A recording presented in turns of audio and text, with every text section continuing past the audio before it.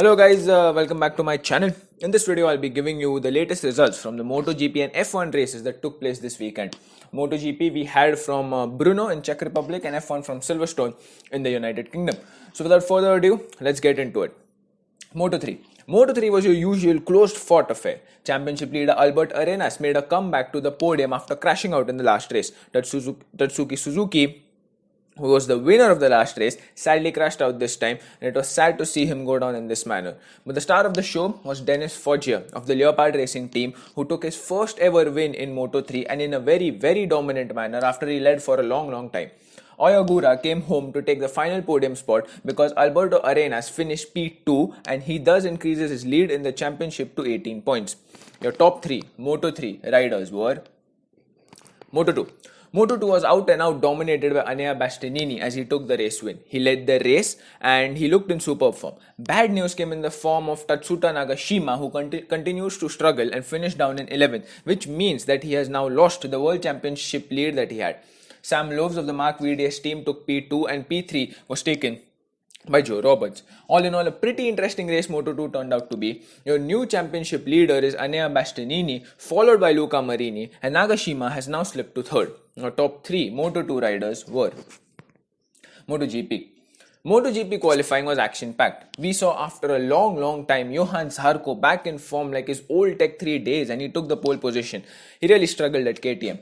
Championship leader Quartararo was in second and was followed by his teammate Franco Morbidelli in third. Vinales was fifth and Valentino Rossi qualified down in a mere 10th place. The biggest loss in qualifying was Desmo Dovi, who could only manage P18, which according to his standards is very average, and he can't pose a threat to the championship from down below. Your top 3 qualifiers are race. The race was something I did not predict that would happen in MotoGP. It is something that I have really not seen at all. The main question here was the tire wear, because after a particular race distance, the riders were racing into the unknown when it comes to the tires. The tires were bound to go, the grip was bound to deteriorate, but how bad it would go, how much, who would lose out, how much was the big question. Your race winner was none other than the rookie Brad Binder. Yes, you heard me right. Brad Binder, in just his third race in MotoGP, took the victory and also gave KTM their first ever MotoGP win. Fairy tale stuff for these guys over here. I think the real credit should also be given to KTM's test rider, that is Dani Pedrosa. Without his inputs, this should surely not be possible for them.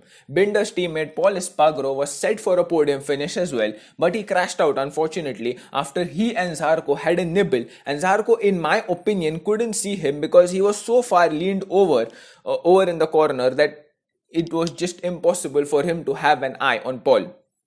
But for this incident, sadly, Johan Zarco received a long lap penalty, and he took it with such grace and such precision, even on the dirty part of the circuit. That was amazing to see. Even Casey Stoner agreed that the penalty that was given was a little bit harsh. Franco Morbidelli took P2 after he was in the shadows of his teammate for a long time, and finally he has started to come good. P3 was sealed by a pole man Johan Zarco after he rode brilliantly to keep his tyre wear in check and fight off Alex Rins till the very last lap, who at any moment looked as if he was going to pounce and make the overtake possible. Championship leader Fabio Quartararo finished down in 7th place as he was battling tyre wear the entire time. It was just as if he was like a dead stone that just kept on falling.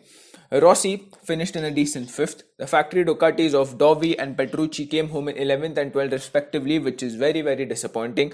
Marc Marquez missed this race as well because he had to undergo another surgery on his shoulder. All in all, the race was filled with action, drama and unpredictable results. Our top 10 riders were guys. Now let's hop on to the F1 side, qualifying. I'd like to apologize firstly for not covering the first race of the Silverstone GP due to some personal reasons. Anyways, we're back for the 70th anniversary race. The two Silver Arrows were very dominant and were fighting for P1 and P2, and only fractions of a second separated them. But in the end, it was none other than Valtteri Bottas who took pole position from Hamilton by 6/100ths of a second, and it was very close.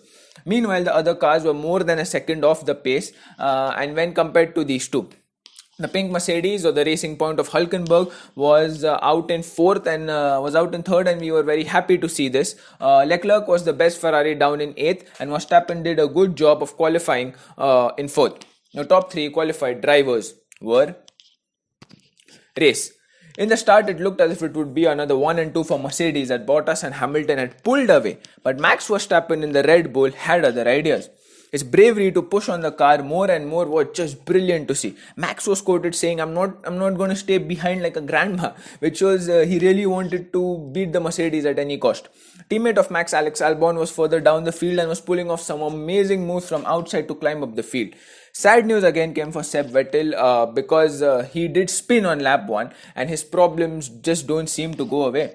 Verstappen, after his pit stop, came out just behind Bottas and immediately took the lead away from him, and the fresh tires with DRS helped him to do so. There was a mini battle between Leclerc and Hamilton, but Hamilton dispatched him quickly in the DRS zone.